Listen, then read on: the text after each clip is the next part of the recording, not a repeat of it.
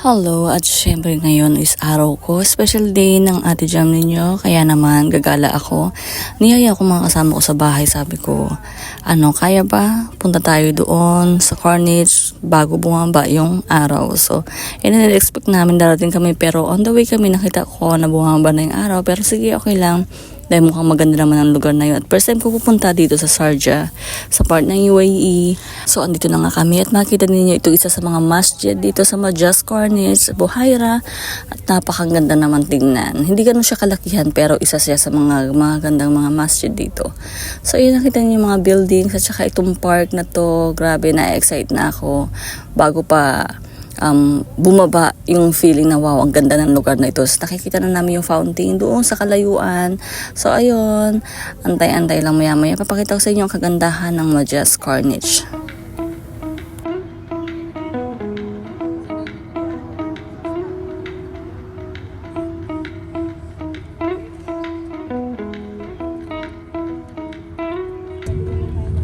So ito nga, naisipan namin dito na lang kami bumaba para maglakad na lang kami, makita namin ang ganda ng lugar. At yun din, kagandahan dito ay pwede tayo magbayad ng ating mga bills sa taxi using our ATM or debit card. Kahit pa yung debit card nyo is galing Pilipinas. So pag ang inyong card is international, so pwede nyo pong ibayad yun dito, di ba?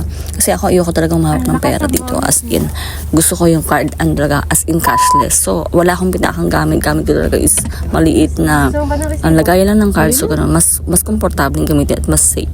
Okay na, hindi pa nag-coming? No, hindi pa. No signal. Maybe no charge. Oh, signal no. Okay na. Okay na? No, not yet. Which time you are going Muela? Later, we were just rounding, walking, eating. My number, then call me.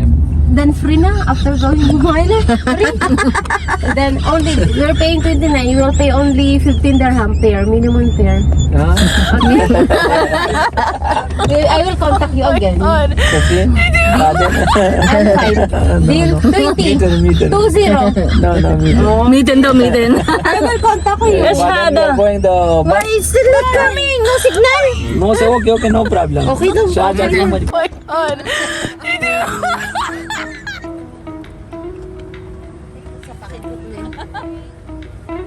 Oh, yung sexy naman.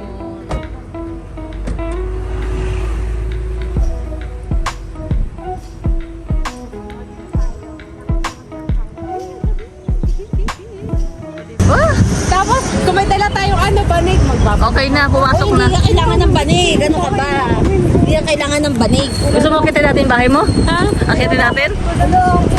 Tapos, yung ganyan, magkano lang yan? 15. Tapos dyan ka na. Yan sa mga boating, Oo. mag-boat ka lang. Ganyan. O kaya yung may papidal. Lagi namin ginagawa dati. Kaya nga nangitim ako dyan. Kasi mga pinaparkada ko sa Dubai. Ngayon, dito ko pa natin.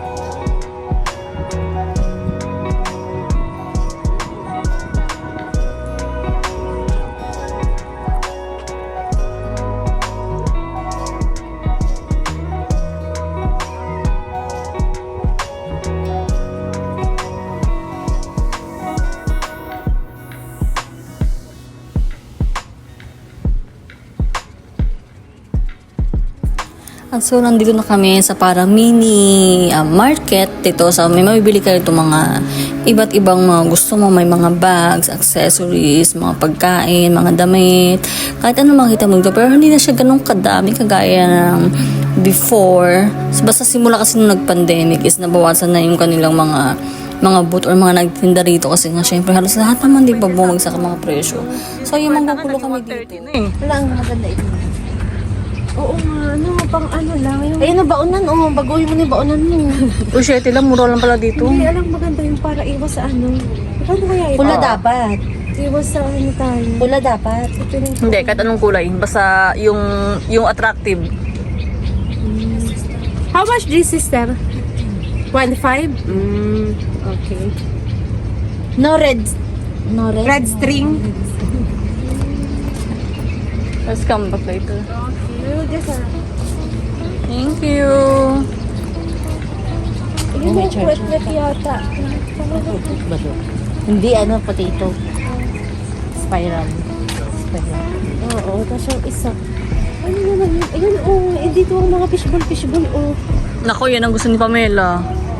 Actually, itong lugar na to is napakaganda at talaga napakaganda naman kung sakali meron kayong mga kasama, gusto niyo mag-relax, makipag-date, napaka-relaxing ng place, lalo yung oras ng mga ganito, yung pababa na yung araw, padilim na. Kasi talagang meron kayong privacy, walang pakialam mga tao. Ito may mga Pilipino, iba't lahi, mga Pakistani, Indiano, basta may iba't ibang lahi dito. So, andito na kami, magugulo muna kami. Pero hindi muna kami bibili dyan kasi mag-iikot-ikot muna kami. Ay, ito yung bitukan ng ano. Oo, bito ka lang.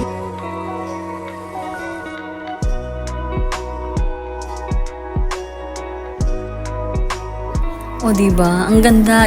Itong fountain nito is napakahaba niyan. Napakasarap naman tingnan. Siguro, yung nakita namin itong that time, oy, picture lang muna tayo, diba?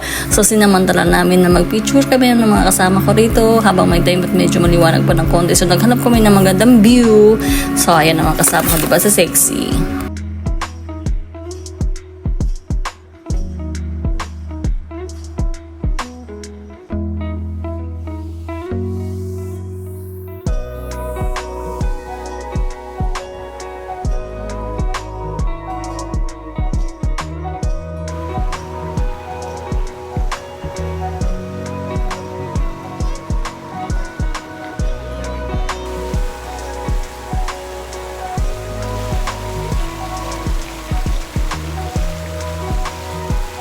So ayun, natapos na kami yung time na to sa spot na yon. Kaya ngayon naman is pupunta naman tayo sa may tabi mismo ng dagat kung saan makita natin yung fountain, makita natin mga batang lalaro sa may park din na yan.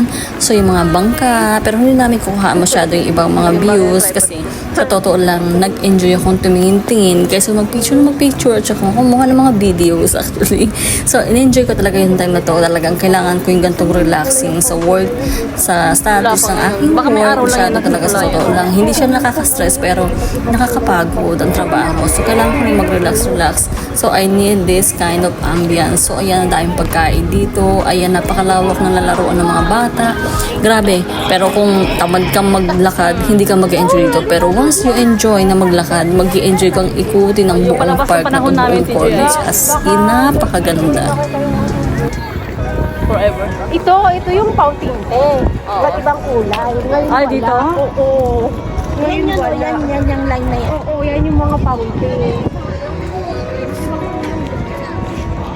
Baka wala na yung orange nito, or baka mamaya. Mani-mani. Ano yung ganon? Or gusto nyo itong, saan ba tayo kakain? Ay, saan dyan? Gusto nyo ba yung sama? Mamaya tayo kumain ng Albek. Order na lang tayo sa Albay. Ganito. Order tayo sa Albay, tapos doon tayo kumain sa bench. Pwede. Sa mga bench doon. Wala, pwede. Kasi yung ikaw ihawak mo. Asa ba yung Albek doon pa? Doon, sa dinaanan natin. Yung sa may paypang. Order tayo ng chicharon na ano. Dito ka manok. Sige, tapos doon tayo mag... Sa Albay. Pwede naman tayo sa Malampak sa ano eh. Oo, Sa grass. Sa grass, diba? So at this moment, napagkasunduan namin na bibili kami ng pagkain, kahit anong pagkain lang, snacks lang. Tapos upo kami sa bench or pwesto kami kaysa ang pwesto maganda at doon kami kakain. So ayun, binalikan namin yung nakita namin kanina na may tindang chicken, na chicharon, na bituka. Tapos yung probi, hindi ko alam kung anong tawag doon. Pero alam ko yung parang sa may sikmura banda ng chicken yon. So yun, may fishball dito, may parang halo-halo. Pero hindi kami umorder ng halo-halo kasi masyadong malamig na ang panahon na to. ang panahon na gumala kami dito. Tapos kaya nga lang ang makasama ko is naka-short at naka-crop top. So, gusto nila ng ganun, pero alam nila na malamig, pero ginawa pa rin nila, gusto nila pumorma. So, yung bahala sila, lamig na lamig sila dito actually. So, ayan, ang sabi nga ng babae dito is i-promote ko naman daw ang kanilang mga tinda at kanilang store. Sige, so, sa totoo lang, ang kanilang paninda, lalo itong bitukan ng manok is, kung i-rate ko is 7 out of 10. Sarap siya pero sobrang tigas. At yung probi na tinatawag nila is masarap talaga, 9 out of 10. Ang suka kasi na gusto ko yung medyo matamis na medyo spicy. So hindi ako totally nag-enjoy sa suka, pero actually masarap. At saka malinis ha, walang langaw dito, wala kang makikita talaga. So gusto ko at maayos ang kanilang mga paninda. Okay naman ang kanilang pakikipag-usap sa amin, paano ipaliwanag ko ano mga bibilhin namin. Ayos na ayos dito. So, makikita nyo to, lakad lang kayo dyan sa loob nito, sa park na yan, na malapit sa fountain. Bago kayo tumungtong sa fountain, matatagpuan yung kanilang store. So, makikita ninyo, maya-maya, yung pangalan ng store na yan. So, tututukan natin ng konti. Ito ang kanilang pangalan ng store. So, hindi masyadong maliwanag sa akin. AFA, so like AFA Winter. So, ganon. So, shoutout again sa iyo, ate. Yan, mga kabayan dito. Yan ang kanilang cashier na lalaki. Ewan ko kung ano yan. So, siguro siya ang salesman. Tapos, tagaluto yung mga sila ate. So, tapos na kami bumili doon. So, dito naman kami sa Albec. Actually, itong Albec na to is, ang original Albec na to in branch is sa Riyadh, sa Saudi, sa Makkah. Ngayon, dito sa UAE, nakakatuwa at nakita ko rin siya. Pero this time, itong branch na to is hindi sila titinda ng chicken na broasted. So, meron sila is mga nuggets at mga burgers. Pero mas gusto ko talaga yung yung broasted ng Albec. Grabe, napakasarap. Even tinapay dito is napakasarap. So, ang ganyan, ang ganda-ganda makita mong kabuuhan ng corniche, napakaganda rito. Grabe, meron pa kaming restaurant. Grabe, napakaganda rito. Ang sarap. Ngayon lang ako napunta rito sa Majas, 1, 2, 3, dito sa Buhaira. Malapit sa dagat, ito corniche, at meron pa dito swimming pool sa Kapko. Di ba? Pwede mag-swimming dito, o malalim yan. Agad doon, nanatanaw mo na yun. Di ba? Tapos ang dagat, yung mga tanaw ninyo doon. Yan, dagat yan.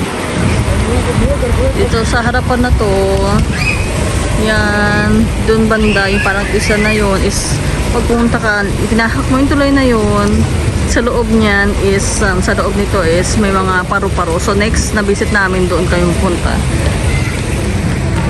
So, ito Albec, yan. May Albec din dito. Kala nyo, Saudi lang meron. Spice Grill. Next time dito naman kami. So, yung kasama ko, tinake ng aming order na Albec. At lalaman na kayo maya-maya. Ayun ang sex namin kasama. Actually, napag-usapan namin, nasa bench kami kakain, natuupo at kakain kami ng aming nabiling mga snacks. Pero na iba, mas gusto namin sa ganito, na-feel namin na mas komportable ang upo ng Indian seat, magkwentuhan dito. So, ang dami namin kwentuhan dito, mga bagay-bagay na nakakatuwa. Pero nakakamiss lang kasi wala si Pamela that time. So, yan, tanong namin ang dagat, tanong namin ang fountain, tanong namin ang masjid, ang mga taong naglalakad. Grabe, hindi mo kailangan talagang gumala ng maraming pera. Meron ka lang enough na pamasahe na magkano lang, 15 or 20. Diba, kung patak-patak naman kayo ng mga kasama mo, enjoy na enjoy. Basta isa lang goal ninyo, relaxing go na yan, for the go ng mga babae. So, enjoy. Sana hope to see you sa mga taga-Sharjah. Hopefully na pwede nyo akong kontakin, magkita tayo dito at mag-banding-banding. So, ito ang isa sa mga masjid. So, tinry namin na lumapit ng konti. This time kasi is bibili kami ng coffee. Kaya napunta ako rito. So, bumili kami ng coffee this time. At pupunta rin kami sa day-to-day after nito. So, madami kami ginawa. Maaga pa actually, ganun kabilis. Alam mo yun, pag pumunta ka sa lugar na yun, diba? Parang ang bilis ng oras. Pero for me, gusto ko pa magstay. Pero hindi lang ako nagstay talaga sa day-to-day kasi grabe. Ang gastos. Pagpunta sa day-to-day, ang dami muna mamabili ka talaga. So, ito yung pinakamalaking takore dito sa Sharjah, dito sa Corniche.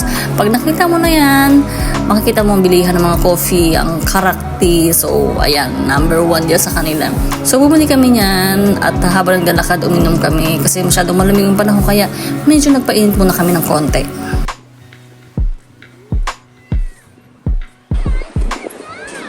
Taal Bridge.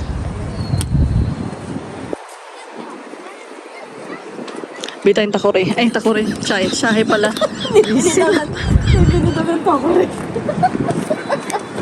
Visit. Wow. Yan. Ako rin na shahe. Tatlo. Alam mo naman gawin mong apat eh. Tatlo lang tayo. Pwede mo Tapos na kami magkape-kape at dito naman kami sa ibang lugar naman. So malapit to sa day-to-day madadaanan nyo itong supermarket para bilihan ng mga Filipino food. So meron itong inihaw, ulo ng manok. Grabe, alam nyo ang paborito ko to, lalo yung mata at utak niya. Ewan ko ba, sabi nila yung mga parasites nag-i-stay dyan sa utak at sa mga bituka. Pero ewan ko ba, gusto ko talaga yan. Alam kong hindi ganun ka-healthy pero minsan naman ako tumikim. So ayan, bumili kami ng, meron pang nagbigay ng halo-halo sa amin na isang Indiano, binigyan nung kasama ko kasi gift daw niya kasi shinare lang daw niya yung blessings niya. So ayan, thank you for watching sa inyo. Ito yung aming mga photos. Nag-enjoy naman talaga kami lahat-lahat dito. At ayun nga, sana maulit-ulit at sana kompleto naman kami at wish makasama ko rin ang aking asawa na makapunta dito. Siguro mas magandang feeling yung gano'n, yung kasama mo kayong asawa. Tapos dalawa kayo mag-banding hanggang anong oras kayo dito. Simpleng ganun lang, simpleng gal lang. Pero ang asawa ko kasi anong to, mainipin eh. Hindi siya kagaya ko na kaya kong mag-relax, na magmuni-muni, mag-isa na matagal kahit 2 oras nakastay lang ng ganun. Pero asawa ko kasi hindi ganun eh. Kailangan niya may kinakain siya, kailangan may gagawin siya, kailangan maglalaro siya. Mas gusto pa nga niya mag-cellphone kaysa kausap ako eh. Joke. So, ayun. Thank you very much. Thanks for watching. Sa mga nanood dito, maraming salamat sa inyo. Leave your comment lang guys. Sa mga gusto mga ipagkita at gusto mga ipagpalitan at gusto mong balikan. Maraming salamat. Babalikan ko kayo soon. Thanks for watching!